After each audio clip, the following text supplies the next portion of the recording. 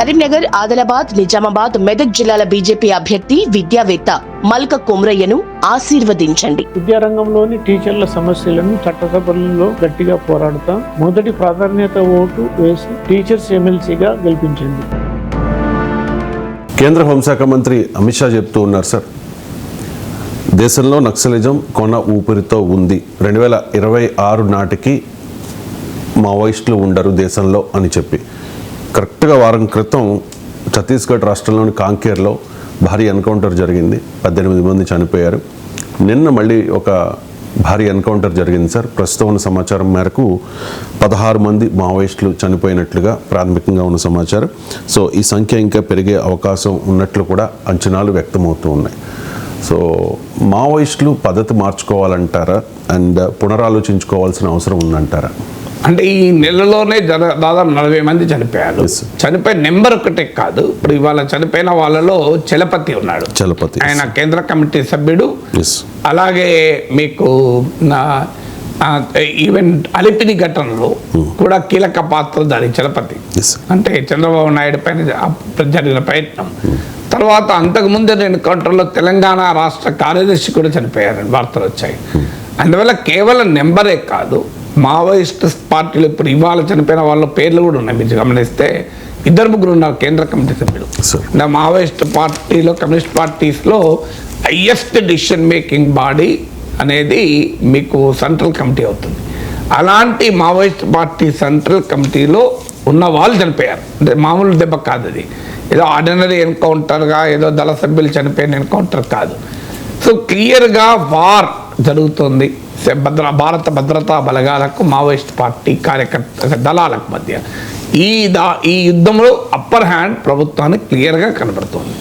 మీకు 2026 నాటికి అసలు మావోయిస్ట్ రహిత భారతదేశాన్ని సృష్టిస్తామని అమిత్ షా శపథం కూడా చేశాడు. మావోయిస్టులకు అర్థం కావాల్సిందంటే గతంలో కాంగ్రెస్ ప్రభుత్వం ఉన్నప్పుడు కూడా జరిగాయి దాడులు.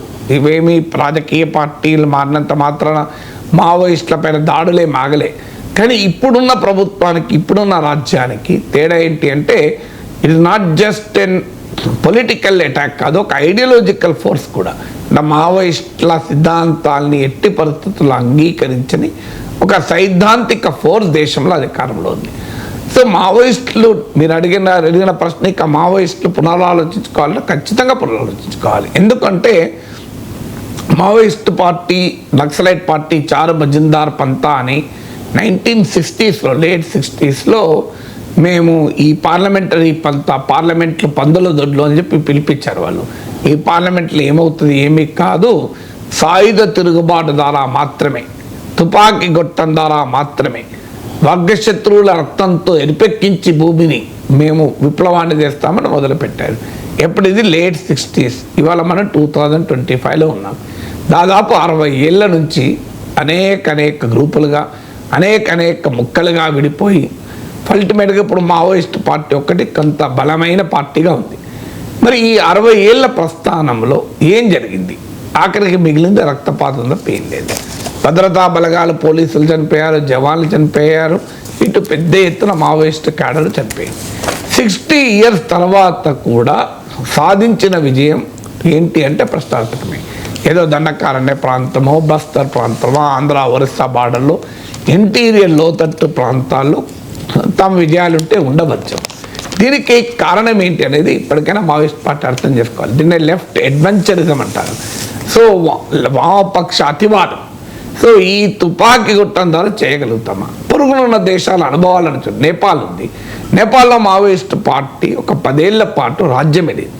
గ్రామీణ నేపాల్లోకి అసలు ప్రభుత్వం కాదు, వేరే రాజకీయ పార్టీ కూడా ఎంటర్ కాలే. ఆ స్థాయిలో పెద్ద ఎత్తున రాజ్యం వెళ్ళింది. చివరకు రాజుకు వ్యతిరేకంగా ఒక ప్రజాస్వామిక పోరాటం జరుగుతుంటే అందులో భాగమై నేపాలీ మావోయిస్టులు, చివరకు నేపాలీ మావోయిస్ట్ నాయకుడైన ప్రచండ ప్రైమ్ మినిస్టర్ కూడా కాగలిగాడు. సో అందువల్ల నేపాల్ అనుభవం, నేపాల్ రాజ్యంతో పోలిస్తే భారతదేశ రాజ్య వ్యవస్థకు చాలా ఎక్కువ బలం.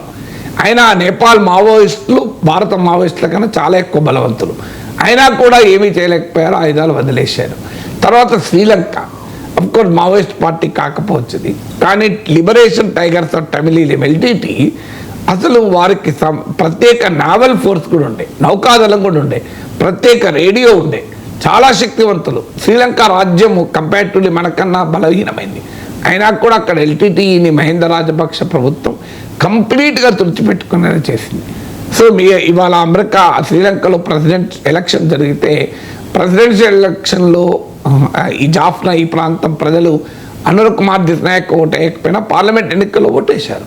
అందువల్ల మీరు మనకు అర్థం కాదు. ఇప్పుడు ఈ రెండు ఇదే కాకుండా ప్రపంచవ్యాప్తంగా చాలా అనుభవాలు ఉన్నాయి. ఇప్పుడు పెరూలో షైనింగ్ పాత్ అని, ఎల్ సాల్వడార్, ఇలా అనేక లాటిన్ అమెరికా దేశాల్లో కూడా వామపక్ష తీవ్రవాదులు పెద్ద విజయాలు సాధించలేకపోయారు. కొన్ని సందర్భాల్లో కొన్ని విజయాలు సాధించి మళ్ళీ దెబ్బతిన్నారు. అందువల్ల స్టిల్ అర్థం చేసుకోవాల్సింది ఒకటి, రాజ్యానికి ఉన్న శక్తి సామర్థ్యాలు చాలా ఎక్కువ. It's a military state. ఇప్పుడు రెండు, మావోయిస్టుల గతంలో లాగా అర్బన్ ఏరియాస్లో మద్దతు లేదు. ఒకప్పుడు అర్బన్ ఏరియాస్ షెల్టర్స్గా రిసోర్సెస్ నిధులకు అలాగే వైద్య సదుపాయాలు ఇప్పుడు చాలామంది ఎందుకు దొరుకుతున్నారు మావోయిస్ట్ కేంద్ర కమిటీ సభ్యులకు కూడా వృద్ధాప్యం వల్ల అనారోగ్యం వల్ల చికిత్స కొరకు వస్తుంటే వాళ్ళని పోలీసులు ఇంటెలిజెన్స్ వారు ఐడెంటిఫై చేసి పట్టుకుంటున్నారు. సో ఒకప్పట్లాగా అర్బన్ సెంటర్ చాలా బలంగా సాంస్కృతిక కేంద్రాలుగా పెద్ద ప్రజా ఉద్యమ కేంద్రాలుగా మీకు మెయిన్ స్ట్రీమ్ హక్కుల ఉద్యమ కేంద్రాలుగా ఉండే. ఇప్పుడు ఆ సిచ్యువేషన్ ఎక్కడా లేదు. సమాజంలో కూడా మార్పు వచ్చింది. పోస్ట్ లిబరలైజేషన్, ఎకానమీ మారిపోయింది, సోషాలజీ మారిపోయింది. గతంలో లాగా భయంకరమైన దోపిడీ, అణచివేత, క్రూరత్వం లేదు. మీకు బలమైన రైతాంగ పోరాటాలుగా చెప్పబడ్డ జగిత్యాల ఈ ప్రాంతంలో మనం చూస్తున్నాం. వాటర్ వచ్చింది, ఇరిగేషన్ వచ్చింది, ప్రజల్లో బెటర్ లివింగ్ కండిషన్స్ ఇంప్రూవ్ అయ్యాయి. సో ప్రజల మానసిక స్థాయి మారింది, కొత్త తరం వస్తుంది జెన్జీ అని. సో ప్రపంచంలో ఒక అద్భుతమైన ఎంటర్టైన్మెంట్ ప్రపంచం వచ్చింది. లీజర్ను ఆలోచనల వైపుగా కాకుండా ఆలోచనలకు సంబంధం లేని కొత్త ప్రపంచంలోకి తీసుకెళ్తోంది. సో ఈవెన్ ఒకప్పట్లాగా మీకు అప్పుడు రీజనల్ ఇంజనీరింగ్ కాలేజ్ వరంగల్, ఇప్పుడు ఎన్ఐటి, కాకతీయ మెడికల్ కాలేజ్, ఇక్కడ నుంచి వచ్చే వాళ్ళ క్యాడర్, ఇప్పుడు బాగా చదువుకున్న క్యాడర్ మావోయిస్ట్ పార్టీలకు ఎవరు రావడం లేదు. సో ఇన్ని పరిణామాలు సమాజంలో వచ్చాక ఇంకా మేము ఆయుధాలు పట్టుకుని ఇలాగే మేము పోరాడుతామంటే ఇది అన్ఈవెన్ బ్యాటిల్, అన్ఈక్వల్ బ్యాటిల్ అవుతుంది.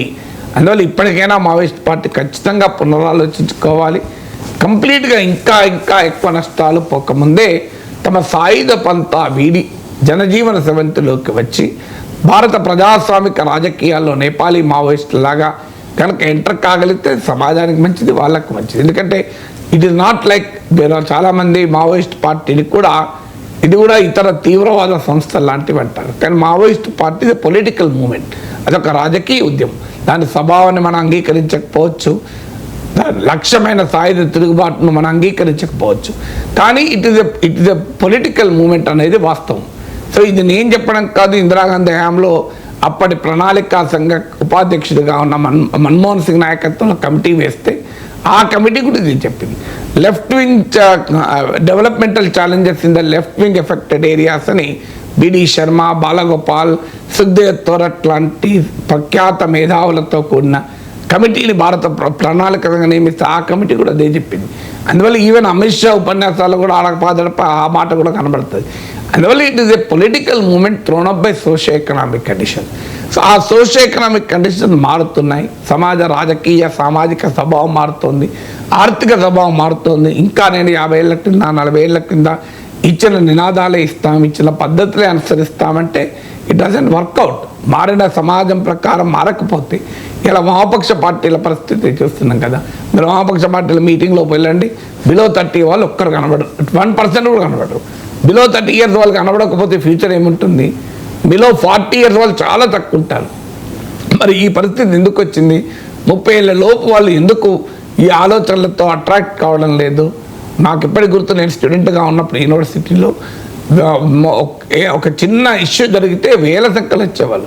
వియత్నాం పైన అమెరికా వార్ ప్రకటించిన రోజు కొన్ని వేల మంది, దాదాపు ఒక 10,000 మంది విద్యార్థులు హైదరాబాద్ నగర వీధుల్లో హమారా నామ్ తుమారా నామ్ సబ్కా నామ్ వియత్నాం వియత్నాం అని నినాదాలు ఇచ్చారు. 10,000 మంది విద్యార్థులు, మామూలు విషయం కాదు. ఇప్పుడు ఎవరన్నా అలా ఉందా?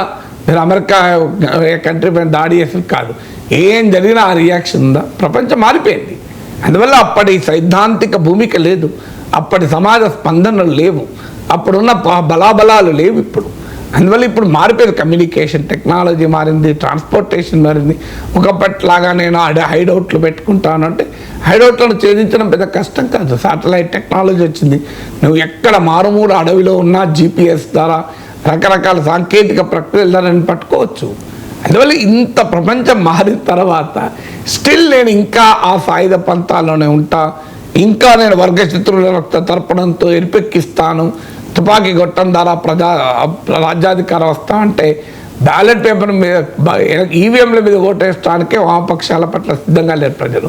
అందువల్ల ప్రజల్ని సమీకరించకుండా ప్రజల్ని చైతన్యవంతులు చేయకుండా ఎలా అవుతారు? ఈవెన్ లెనిన్ అంటాడు, ఒక విప్లవ పరిస్థితులు లేకుండా విప్లవ నినాదాలు ఇవ్వడం అనేది ప్రమాదకరము, నష్టదాయకము అంటాడు. రెవల్యూషనరీ కండిషన్స్ లేకుండా రెవల్యూషనరీ స్లోగన్స్ ఎట్లా పనిచేస్తాయి? కండిషన్స్ ఉన్నాయని భ్రమలో ఉంటే ఎలా?